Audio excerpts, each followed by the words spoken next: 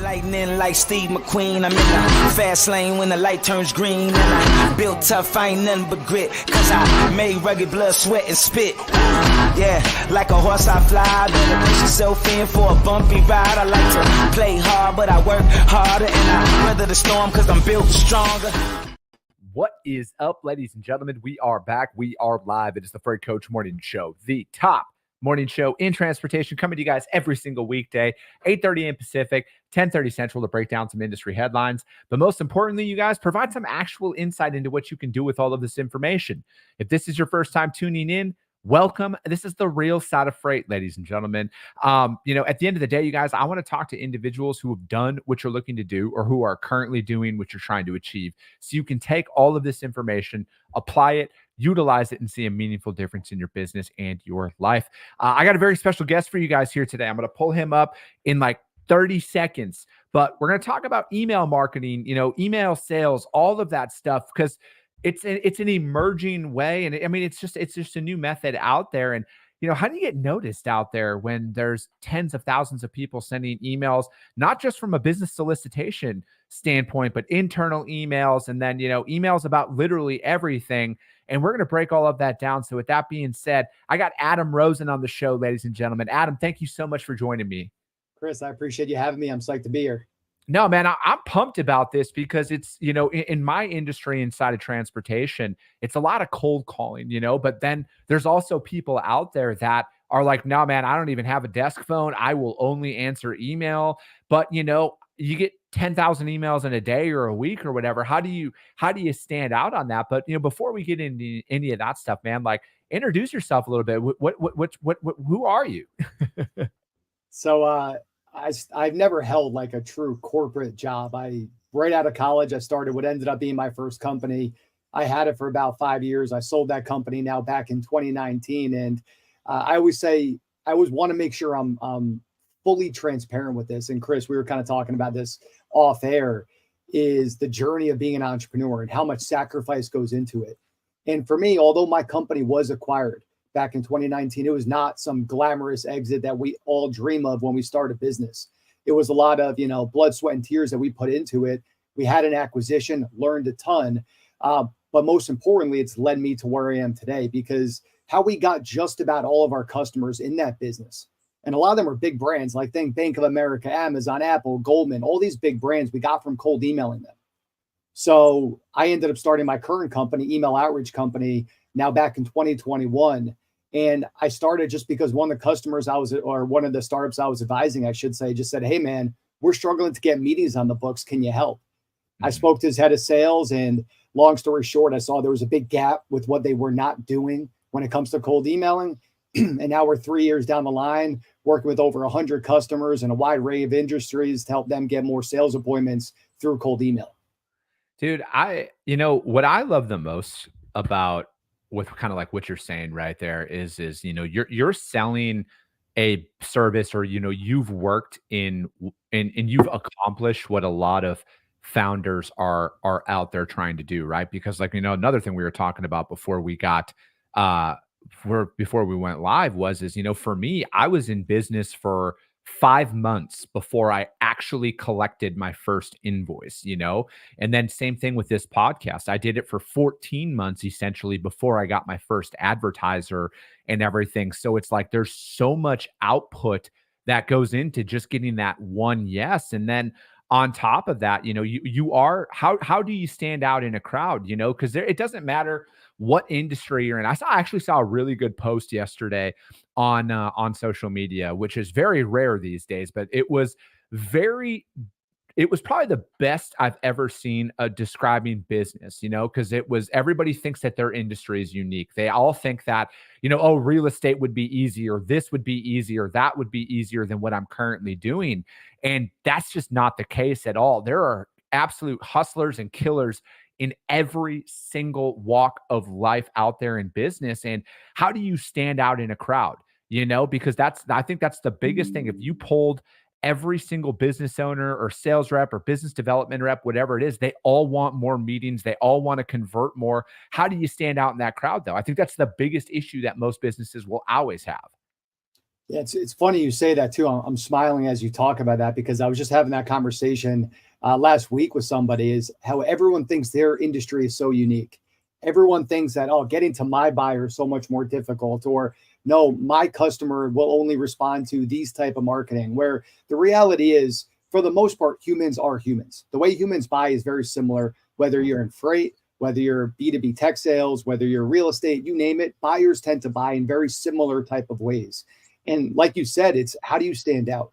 I don't care if you're doing a cold email, a cold call. I don't care if you have a billboard in Times Square, if you do a Facebook ad, Instagram ad, you name it. How do you stand out? And it starts with understanding who your customer is. Who is your ideal customer? Where can you find them? What problems are they facing? And then how can your solution address that problem? But it's all very similar. It doesn't matter what industry we're in. Yeah, I think, I look at it like this because, inside of transportation, it is a lot of cold calling that you're doing out there. And, I make cold calls every single day, and it doesn't matter whether you've been doing this for the 14, 15 years that I've been doing this, or if you've been doing this for 3 months. We all sound the same essentially as soon as you pick up the phone, right?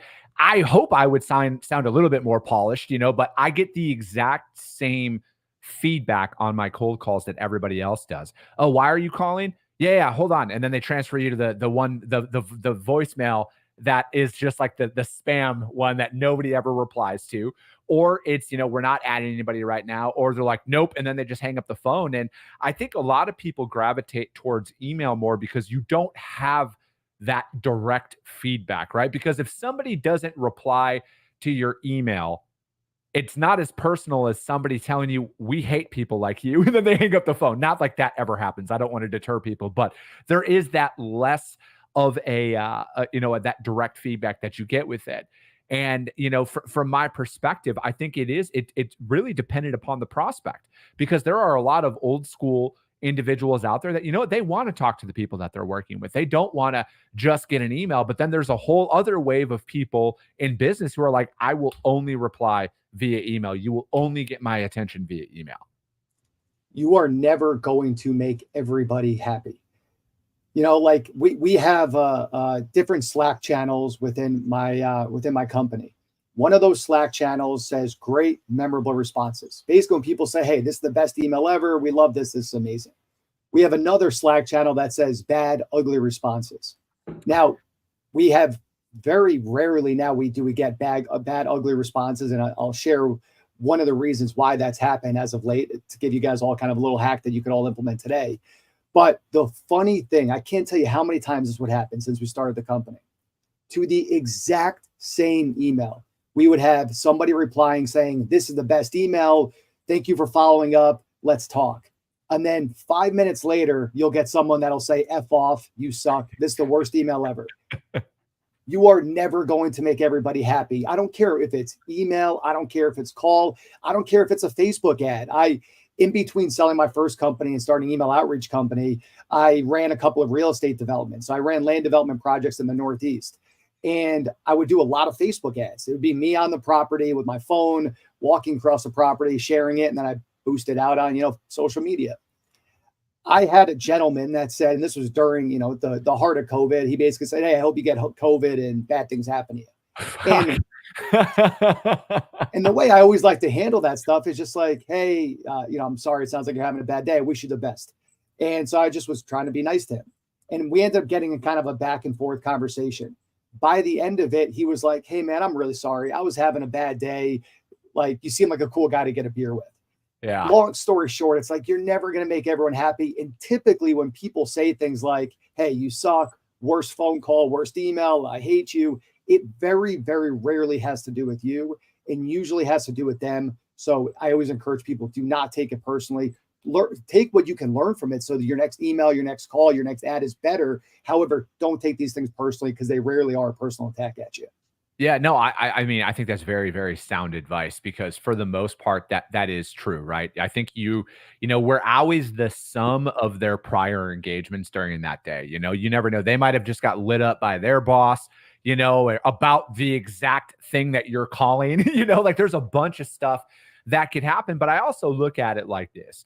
If somebody is truly like that, and I tell people this all the time, Adam, Would you want to work with somebody that is that much of an inherent asshole? If they're going to talk to you like that in the prospecting phase, imagine how they're going to treat you when they're paying you. You know, it would only, I truly feel this. I don't think that there's that many assholes in the world, but I do think that if that's how they are, dude, it's going to be way worse when they start paying you. So it's like, I really think like, hey, you're probably dodging a bullet in these instances. 100%. I say this to my co-founder pretty regularly. It's just like, I have a no asshole policy. Like I don't want to work with everybody. If you're an asshole, I'm sorry. I just don't want to work with you. I don't need your money bad enough. I don't want to help you. Like I just would rather, I wish you nothing but the best. I have nothing against you, but I don't really want to work with you. And and look, for some people, it's a little more difficult. Like, look, if you're not the founder, if you're just, if you're working for somebody else, it's obviously a little bit more difficult. So I empathize with people that have to deal with jerks.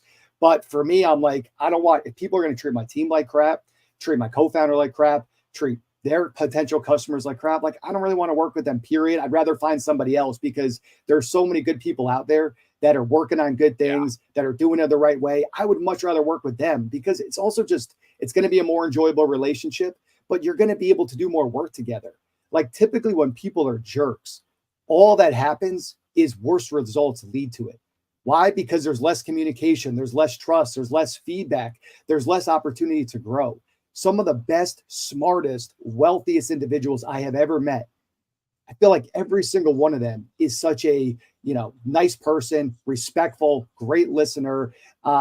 When things don't work out, they're not a jerk about it. Like there's always a way to handle things. And it's not like we have to be all sensitive if someone isn't nice to us. There's a difference between, hey, someone just being like tough. Like, look, I'm from New York. I like that New York kind of zip. There's a difference between being a jerk and being straightforward. And I agree. I like to work with people that are just good people and good to work with. So with that being said, man, what's a great first step for somebody from like an email sales outreach, right? Like, cause again, how do you really start to stand out and establish yourself? Because, everybody, everybody can comment that, people do business with people they like and yada, yada, yada. But how, that's the end result of quality outreach that leads you to that point, right? I think a lot of people are like, they put the final destination first and then they gauge everything on it. But there is a buildup. There is, you have to build relationships to get to that point. So it's like, what have you found in, across your experience of this, man, because you work with multiple industries, has there been like a couple of key things that were like, hey, from a first email outreach, this is always what we see leads to a higher success rate? So first, it's important to understand what's the goal of cold email. Cold email is just connecting person A to person B. That's the bottom line. Now, how do we connect person A to person B? For most of us, we're not going to make the sale through cold email. Sure, if you sell a $7 product, you can make sales through cold email. But for 99% of us, we're not making a sale through cold email. What we are selling is typically a phone call. So, hey, is this person worth 15 minutes of your time? That's number one, is understanding what's the goal of cold email. You're not making a sale. You just want to have the opportunity to meet them, connect with them, and then present your value. Now, what's more important than ever now is not that first email, is not that follow-up email, is not AI personalization, is not how you're going to respond. It's none of that. Not a subject line. The number one most important thing right now is around your infrastructure. Mm-hmm. So what do I mean by infrastructure? As many of us know, there have been major changes in the cold email world for the last almost year. We've seen a lot of the Google and Yahoo restrictions that they put into place. The whole point of cold emailing is, how do we get into the inbox? These spam tech filters have made it more and more complicated to get into the inbox. That's why having your infrastructure built is so important. Yes. What I mean by infrastructure is your domains and your email inbox that you're sending from. Anybody listening to this podcast, do not ever, ever, ever mass email from your main domain. It is far too risky at this point. And when I say mass email, I mean sending more than 20 emails per inbox in a day. It's not about sending thousands of emails in a day. It's gotten so tight where you cannot send a lot of emails per inbox per day. If you do that, you're going to go into spam. What do you mean by per inbox per day? So would that mean Chris Jolly can't email Adam Rosen 20 times in a day? Is that what you mean by that? Or Chris Jolly can't send out 20 emails to 20 different recipients? Exactly. 20 outbound emails to 20 different recipients. That's really the max right now. Gotcha. Okay. You can test it. You can get a little further, but we tried pushing it to 25 emails per inbox per day. Deliverability dropped. We moved back down to 20 emails per day. Deliverability went back up. So what does that mean? That means in order to send thousands of emails in a day, you have to set up 50, 100, 150 email inboxes that you're sending from. Now, that sounds complicated probably for a lot of people. It's not as complicated as you might think, but we'll leave it at there for now. So number one is your infrastructure built. Number two, it's understanding who's your ICP, because we got to get lists. If you want to do cold emailing, you obviously have to get their email addresses that you can send from. So where can you get lists from? There's many avenues, whether you want to use an Apollo or an Instantly.ai. You don't need to spend $1 a contact anymore like we used to have to do through Zoom Info. That no longer is necessary. You can get high quality lists for not a lot of money. So number two is the list, getting a high quality list that aren't going to bounce, that are also going to fall within your ideal customer profile. Number three is, of course, the copy. Now, how do we put together high quality copy that's going to convert? And, I can get as nerdy as you like with that, Chris. I would love to get nerdy about that, because I think like there's so many different theories that are out there. And like you brought up a good point. I don't know what the infrastructure of the recipient's email is, because there are like, have you noticed, is it like, are there any spam filters? Would would it be don't send attachments on the first ones, or images, or like, what does that look like? Is it text the best way? Yeah. So you want to keep things plain text. So tracking open rates and click-through rates, that increases the likelihood you go into spam. Sending images, putting links in emails, that all increases the likelihood you go into spam. You want to reduce all these things because, again, it's getting more and more complicated to land in the inbox. One of my favorite quotes is, you can't hit what you can't see. And that relates to a lot of things in life. One of those things is related to email. If doesn't land in your inbox, you're probably not going to get a response. Mm-hmm. So is it short? Less is more? Like, do you work with your clients on like, hey, we need to come up with like a couple bullet point value proposition, or, because like for me, at least, Adam, on my outreach is I want it to be, because like I look at it as like, hey, value, value, value, value, value. It's not, we can save you money, we can do this. It's more of like, hey, here's who we are. This is our service. And then it's like, I try and tie in some of the things that I know our industry is known for, right? Like, hey, I know that, this is what we do. This is how we operate, but I like to focus it on my solution and the services that I provide, not necessarily trashing competitors, but it's like, hey, I know you've probably experienced this. This is what we do differently. So I'll give everyone just a couple of just things that you could just take and run with right away. Subject lines, the best performing subject line. It used to make my stomach curl. The data has proven you get far better response from the subject line. It's simply hi and then their first name. I used to not like it, but you know what? The data has told me otherwise. So hi, first name, that's the best, highest performing subject line we have. When it comes to copy, I'll give you guys a few different ideas. Number one, like a simple fundamental way to look at what an email should look like. It should be purpose, problem, solution, social proof, and your ask. So what do I mean by that? The first line is, what is the purpose of your email? Mm-hmm. One line, what's the purpose? Why am I reaching out to you? Next line, what's the problem that you solve? In one line, on its own line. Next line, on its own line, again, one sentence, what is your solution? Next line, what's your social proof? I've worked with companies X, Y, and Z. I've been featured in A, B, and C outlets. So what's your social proof? Then finally, what's your call to action? Hey, do you have 15 minutes to chat? That's a simple way of looking at it. If anyone wants, we built a custom GPT prompt. It's completely free. Just send me an email and I'll send that over to you. It'll help you rewrite your emails in different styles. So that's one way to write. Now, what's much more advanced is personalization. Mm-hmm. I'm not talking personalization like, hey, I see you live in, Miami. Have you went to this great restaurant? Or I saw you went to this university. What do you think about the mascot? No, that adds no value. That's crap. That's easy to do. How do you do real personalization? Like personalization as if you were just on their website for 30 minutes doing a deep dive into their company. Yeah. One of my favorite tools out there is a tool called Clay. It's clay.com. Phenomenal tool, complicated to use though.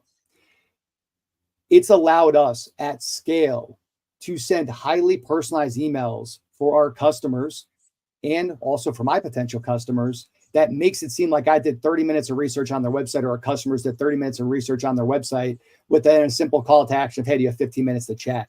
Yeah. So that's like the next level. That's more of like the PhD level of cold outreach. But if you just want the basics, the GPT prompt will help you get there. The purpose prompt solution, social proof ask will help you get there. But when you want to take it to the next level, that's where the clay.com can be huge. Mm-hmm. Yeah, I think that's the, because for me personally, that's kind of the battle that I go through is it's like I want it to look like it's coming from a human being, right? Because I think that we've all received that copy and paste email before. We've all received that. Clearly, this is a template. You did not write this out specifically to me, and I get it, right? Like I see the counter argument to both kind of sides of it, but have you seen that, like, is that where things are going, where it's like, no, this actually looks like like you said, 30 minutes, you did your research on it. How can you take that and quantify that to the masses? Is that, you can do that level of in-depth communication for 1,000 recipients in a day? Or is that why you're back down to like, no, you can do this for about 20?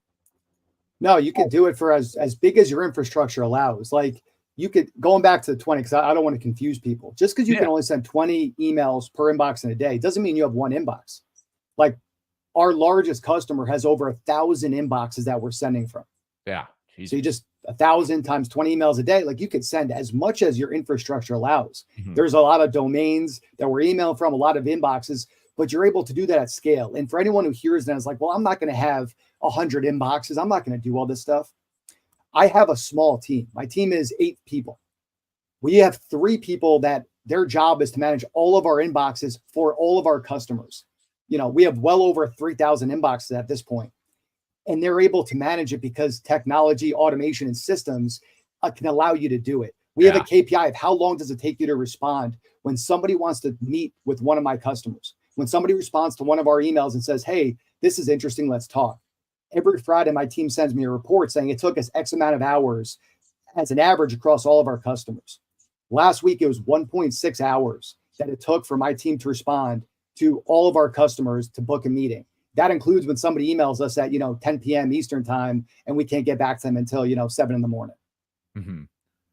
So how do you get that down? Because, I think, you'll be able to resonate with this in the early, well, really in any phase of business development, it is that response time, and a lot of it, inside of transportation in particular, where it's like, man, sometimes you got to get them prices within a minute or 2 minutes, or somebody else has already kind of beaten you to the punch in that. Like, I have a rule inside of my organization that we're striving to get to. I want to be very, very abundantly clear. We are not there yet, but my goal is to get it down to a 2-minute response time.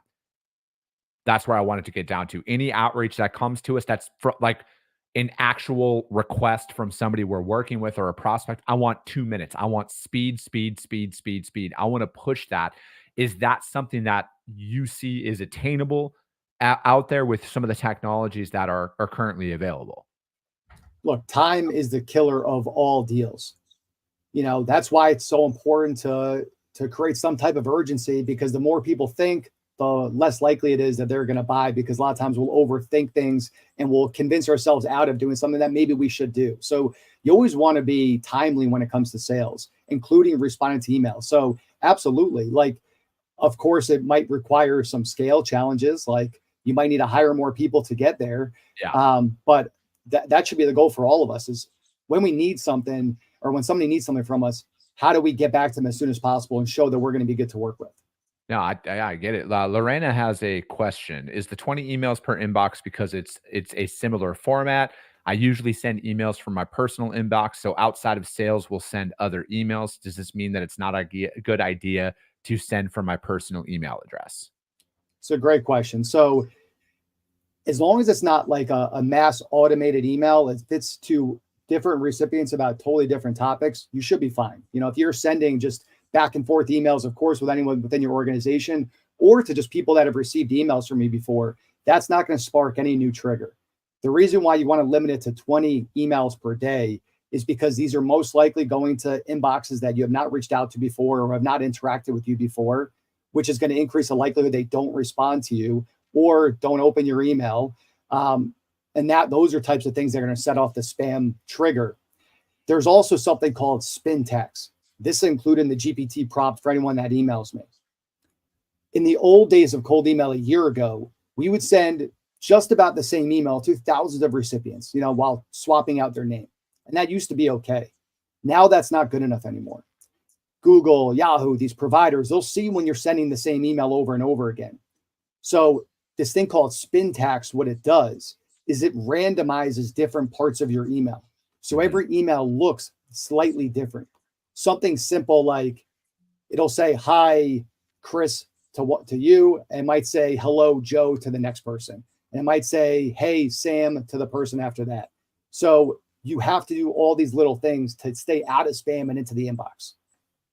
Dude, yeah, it is literally turning into a science, because I think that, as technology and as things evolve, that there's going to be a massive push on the recipient end to block out any solicitations that come in, because, on any given day, you can receive, some people might think 100 emails in a day is too much. And then some people might think 1,000 emails in a day is too much, or whatever that looks like. So it's all kind of completely dependent upon the recipient. But I think, like, as things kind of progress, you bring up AI and ChatGPT and a lot of this stuff that's out there. I think it's going to be more and more challenging for people to decipher what's real and what's not real. I think that, with that being said, spam filters are only going to increase from there, and you're really going to need to have Adam, I wouldn't be surprised, and this might even be out there right now, if some organizations won't accept inbound emails unless you send them an outbound email, or you receive an email from them first. That is happening. One of our most exciting meetings was with one of the leaders of cybersecurity at, I'll just, instead of saying the company name, I'll say a Fortune 10 company, because I don't want them to find out about this and then start changing things. A Fortune 10 company, their head of cybersecurity, one of our customers is a cybersecurity company. They booked a meeting from cold email. And we were really surprised in a way, because you're like, hey, this is a Fortune 10 company in cyber. You wouldn't think, to your point, Chris, that it would be able to get through to their actual inbox. So yes, organizations are doing that. And that's why it's a cat and mouse game. And look, it might be 20 emails per inbox per day today. It might be something totally different next week, because it's changing so rapidly. And my customers used to be all early stage companies. A lot of sub 10 employee companies would work with us. That's because a lot of the bigger companies, hey, they could get away with doing cold email on their own. Now, a lot of our customer base are just more mature companies. We're working with very smart people in sales and marketing, AI marketing, that are just basically like, hey, I'm waving the white flag. Just come help us. This stuff is too complicated. We don't want to stay up to date with everything that's going on. We just want to give you guys the keys, because it is so complicated. It's not going to stop today. There's going to be more and more changes that come in. No, and that's going to be something that we're going to have you back on to talk about, especially from a cyber standpoint. I think it'd be cool to have. So, like, the National NMFTA, they're a trade organization inside of transportation. They do a cybersecurity conference. They're really spearheading cybersecurity inside of transportation. I think it'd be cool to have. Maybe we'll have you come on with them, and we can talk about that from the phishing aspect, because that's just like the biggest issue that's out there. Identity theft is a massive problem inside of the transportation industry. And that's a conversation for another day, but I think that'd be cool to come on and talk about that, to try and really help some of these organizations with phishing, because dude, the amount of cyber attacks and data breaches that are going on across the world right now, it's only going to get more and more complex. And I think that really educating people from that standpoint is going to be a great, initial step forward on that. But Adam, I appreciate your time, man. These shows always go by quick, but I like to keep these at 30 minutes to keep people in and out so they can get back to work. How does anybody reach out to you to find out more about what you got going on, man? Yeah, my website's eocworks.com. And then if you want to email me, just adam@eocworks.com. Happy to answer any questions you guys might have about emailing. If you want that GPT prompt, again, email me. I'll send it to you. It's completely free. But thank you, Chris, for having me on. And thanks to everyone that's listening to this live and will be listening to it as a playback. I appreciate the work you're doing, Chris. No, yeah, absolutely, man. And if for some reason you guys can't find Adam, just hit me up. I'll gladly put you guys in contact with them. Email sales, everything. This is only going to evolve. This is only going to, I think, get more complex out there. And we really need to kind of get ahead of a lot of these things. But as always, you guys, if you guys got value in what you heard today, subscribe to the show, you guys. Share it out there to your network, because if you see value, your network's going to see value as well. I appreciate you guys. I love you guys. And we'll be talking to you soon.